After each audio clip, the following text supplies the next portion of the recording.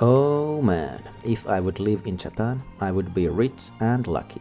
But today I'm just plain lucky. These are Matsutake mushrooms, in Finnish männyntuoksuvalmuska, and I think these are in the top 3 of my best ranked mushroom ranking. So these are just great mushrooms. Let's have a look. While recording, I was really hungry, so I wanted to do something easy and fast. So, Matsutake noodles it is. Matsutake has a really dense flesh, it's like a steak. And best way to identify Matsutake is the odor.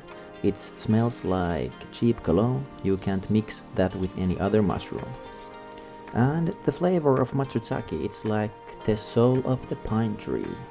It's hard to describe, you just have to try it. It's so unique compared to any other mushroom.